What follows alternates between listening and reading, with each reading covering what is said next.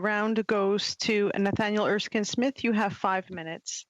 Thanks very much. I'd like to continue with the Canadian Federation of Agriculture, and I just want to make sure I have this right. So with the closure of meat processing plants for human safety, I understand there's now a significant backlog of animals. The Cattlemen's Association mentioned 100,000 backlog. Presumably in other sectors of livestock, there are backlogs as well. What will happen to these animals? Well, that's something that's very concerning to everyone. We have slowdown in all meat processing facilities, whether it's pork, whether it's poultry, and essentially farmers are going to try and keep these animals as long as possible. When it comes to poultry, market birds or market hogs, that time frame is very short. So the producers are going to have to make it a business decision to depopulate because not only is it troublesome for the animal, but with no income coming in and the same cost being incurred in keeping these animals, there's a decision that has to be made. And the last thing we want to see is euthanasia.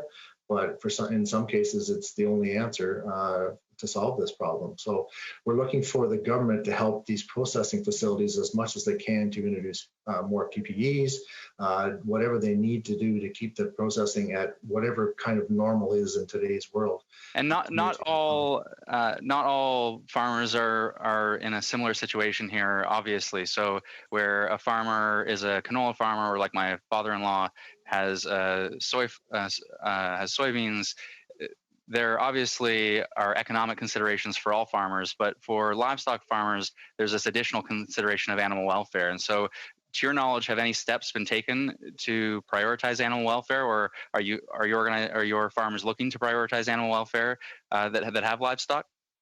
Well, absolutely. I mean, animals, and I'll maybe let Bob jump in here too. But animals are they're like family to producers, and so certainly animal welfare is of great concern. And you talk about grains and oilseed producers, and right now they're planting, but they don't know what their market's going to be in the fall. Of course. If our animal populations decrease, that hurts the market for the grains and oilseed sector as well. So I don't know, Bob, if you want to jump in on the animal welfare side of things. Sure. From the beef sector, as we've heard, pork and poultry have a shorter time frame. Beef sector is longer. One of the reasons we want to increase the advance payments staying out to 3 years, if more covers the cycle of beef. But as producers, there's not a producer on the planet that is going to talk about euthanasia unless it is absolutely the last ditch effort. That's a useful segue into my next question, because I've already seen reports of euthanasia. PEI is an example. I saw hundreds of pigs that had been euthanized. Mr. Curry, is your organization tracking the number of euthanized animals, or tracking the number of animals that are to be euthanized?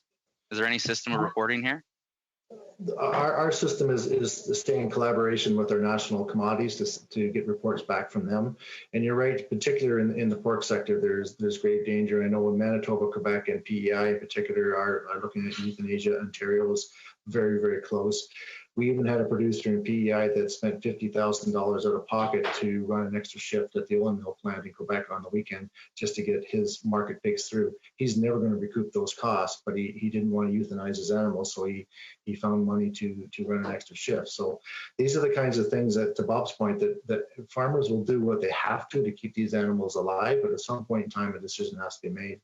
And when that decision is made, I don't know if this is right, but it was provided to me, and I'd like some clarification with respect to approved, authorized practices for euthanasia. Is the practice of thumping actually approved for pigs? I can't answer that because I'm not a veterinarian, or I'm not. I can't answer it for particular provincial laws, but. I don't see farmers that would do that. Farmers are going to euthanize in a humane way. They will work with their veterinarians to make sure that this is done in a proper way.